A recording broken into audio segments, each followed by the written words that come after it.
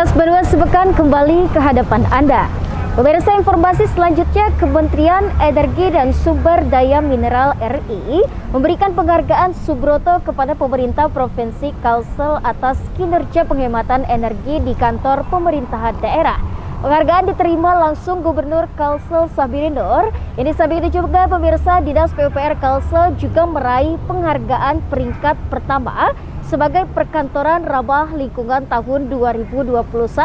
Prestasi ini melengkapi sejumlah yang mana penghargaan sebelumnya Subroto 2021 dari Kementerian ESDM RI dalam kategori penghematan energi.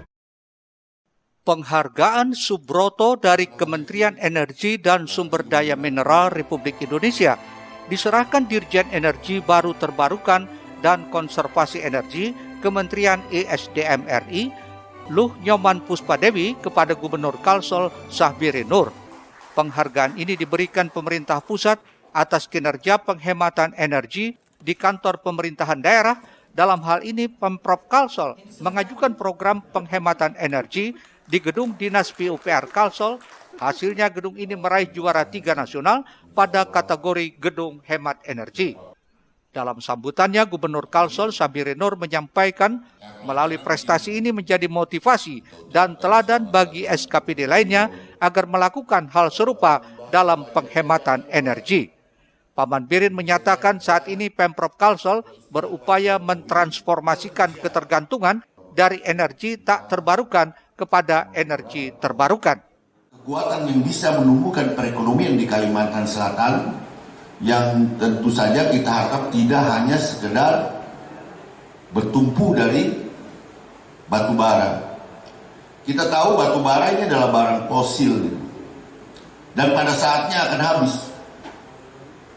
Kalau prediksinya mungkin 15-20 tahun ke depan batu bara kita akan habis. Dan ini tidak bisa lagi kita ciptakan. Kita ada-adakan, tidak bisa lagi. Nah justru itu pemerintah Provinsi Kalimantan Selatan dari awal terus berupaya untuk mentransformasi sumber daya alam tak terbarukan kepada sumber daya alam terbarukan. Ya, termasuk pariwisata, termasuk pertanian, perkebunan, dan energi yang terbarukan. Saya rasa ini harapannya bisa diikuti dengan gedung-gedung yang lain, karena saat ini kan Kementerian SDM maupun pemerintah itu kan sudah menggaungkan pengurangan emisi ya. Salah satunya melalui penghematan ini. Penghematan energinya di kita tentu cakupan yang sangat luas, pemerintah nggak mampu ya untuk melihat sampai ke daerah. Itulah peran pemerintah daerah dalam melakukan pembinaan, melakukan pengawasan terhadap nanti ketika RPP itu terbit, itu akan ada mandatori dan tentunya pemerintah berperan aktif di situ ya. Penghargaan Subroto diberikan Kementerian ESDM setiap tahun sebagai ajang apresiasi pemerintah pusat kepada berbagai pihak yang berkontribusi melaksanakan konservasi energi. Ahmad Ramadhani, Banjar TV.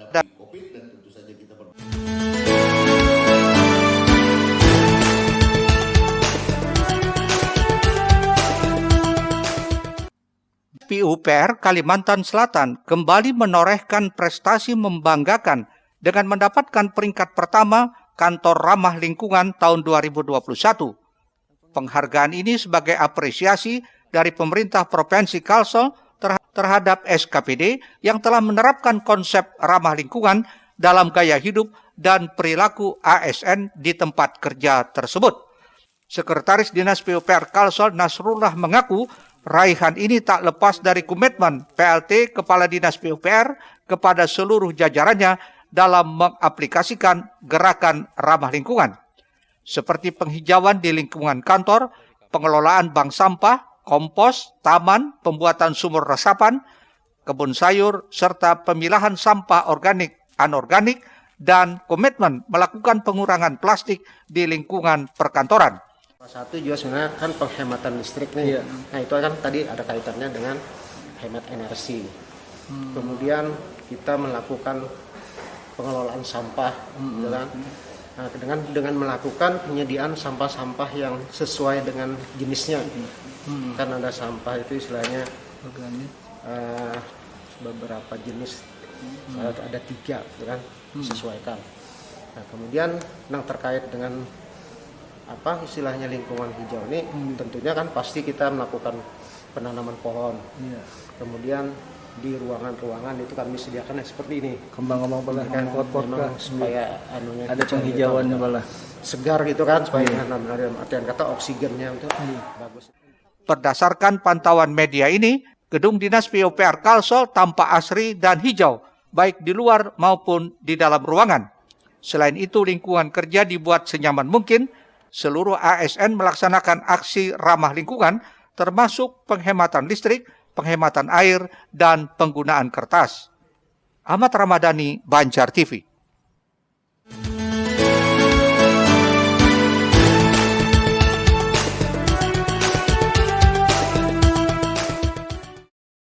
Pemirsa, pelatihan pendampingan usaha mikro kecil menengah UMKM JP Ansor Kalsel guna menggodok sahabat Ansor menjadi pengusaha di daerahnya masing-masing seiring terjalinnya MOU dengan Menteri BUMN Erick Thohir. Sementara itu, di tengah pandemi yang berkepanjangan, Ansor ingin berdiri tegak sebagai garda penggerak NU, sehingga jika ada usaha dijalankan berhasil, diyakini roda perekonomian masyarakat akan turut bergerak. Terpuruknya ekonomi akibat dihantam pandemi COVID-19 coba terus dibangkitkan oleh semua pihak. Tidak terkecuali gerakan pemuda Ansor yang menggelar program pelatihan pendampingan sektor usaha mikro kecil dan menengah atau UMKM kerjasama dengan Bank Negara Indonesia. Pelatihan pendampingan UMKM tersebut tidak hanya diikuti seluruh kader Banser di Kalimantan Selatan, namun juga ada peserta Banser yang datang dari Kalimantan Tengah dan Kalimantan Timur. Ketua Pimpinan Wilayah GP Ansor Kalimantan Selatan, Teddy Suryana, menyatakan program pelatihan pendampingan UMKM bagi kader GP Ansor ini merupakan tindak lanjut pasca MOU GP Ansor Pusat dengan Menteri BUMN Erick Thohir dalam mendukung pengembangan ekonomi kader. Pasalnya selama ini banyak kader Banser yang memiliki usaha, namun terbatas dengan permodalan. Harapannya melalui program pendampingan UMKM ini bisa mendukung usahanya untuk terus berkembang dalam menopang perekonomiannya. Kegiatan program pimpinan pusat gerakan pemuda Ansor pasca MOU dengan Pak Erick Thohir selaku Menteri BUMN dalam rangka mensupport program-program kemandirian ekonomi kader. Nah, jadi kita di gerakan pemuda Ansor akan mencoba untuk memastikan bahwa kader-kader kita yang selama ini mereka memiliki usaha-usaha dengan permodalan terbatas dari mereka, mungkin dengan skema ini ada support bantuan-bantuan yang mungkin bisa mengembangkan usaha-usaha kader-kader kita lebih maju.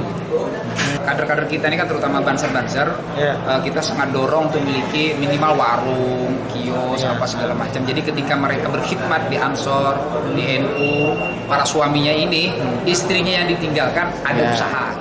Wakil Ketua PPGP Ansor, Abdul Hakim Akso, menjelaskan program inisiasi dari pusat ini sejatinya sudah cukup lama dicanangkan dan sangat diharapkan oleh para kader Ansor.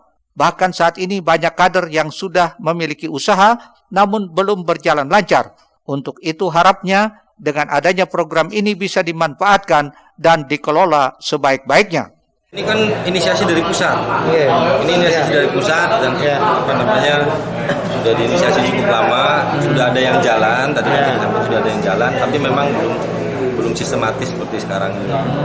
Kalau ini kan jadi ukuran-ukurannya kan jadi jelas. Jadi misalkan dari segi akuntabilitas, kalau misalkan kader atau kelompok kader yang mendapatkan kucuran dana dari UMKM ini nanti harus melakukan apa tahap-tahapnya sampai dengan nanti kalau memang berkembang kemudian menjadi aset, bagaimana pengelolaan asetnya yang akuntabel dan prudent gitu.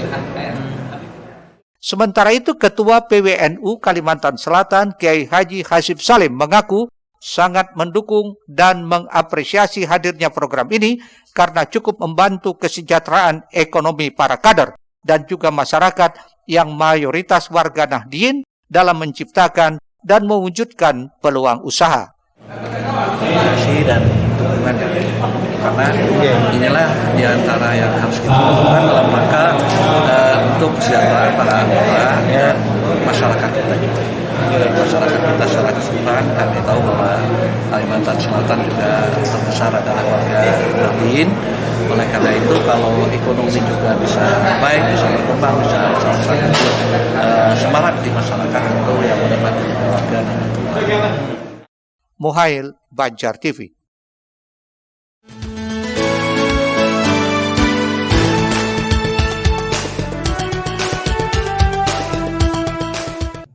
Agenda besar GP Ansor bagi seluruh kader di Indonesia untuk pelatihan pendampingan UMKM terus berlanjut.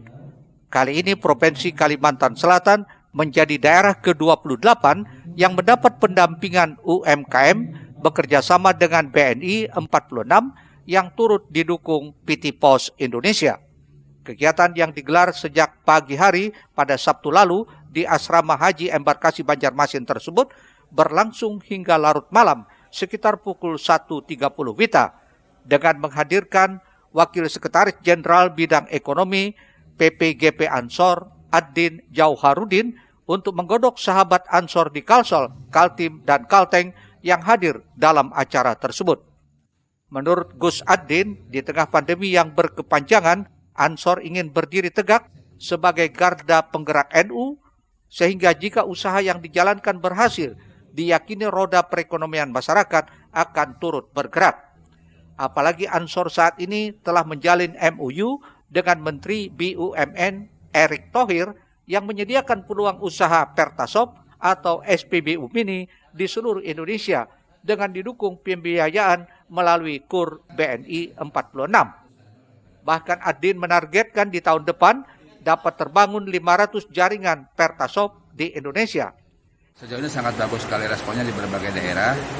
Data sedang kita rapikan sementara ini. Kita berharap bahwa ke depan, paling tidak untuk Pertasop di 2022 akan muncul 500 jaringan Pertasop yang dimiliki oleh para pengusaha Ansor. Seberapa menjanjikan ini Gus untuk para... Ini sangat menjanjikan karena Pak, yang namanya produk di sektor migas ini kan nggak ada substitusinya, nggak ada penggantinya. Jadi setiap pribadi pasti butuh yang namanya bahan bakar. Nah, jadi memang ini peluang yang sangat bagus. Plus kemudian pembiayaannya juga dari BNI. Komisaris Independen PT Pos Indonesia tersebut berharap sahabat Ansor di Indonesia setidaknya memiliki usaha walaupun warung kecil untuk menopang ekonomi keluarga jika ditinggal bertugas istri mereka memiliki usaha di rumah. Iko Anggoro, Banjar TV. Sesaat lagi kami hadirkan tahun 2020 kekerasan perempuan dan anak secara nasional terus meningkat. Informasinya hadir usai pariwara berikut ini.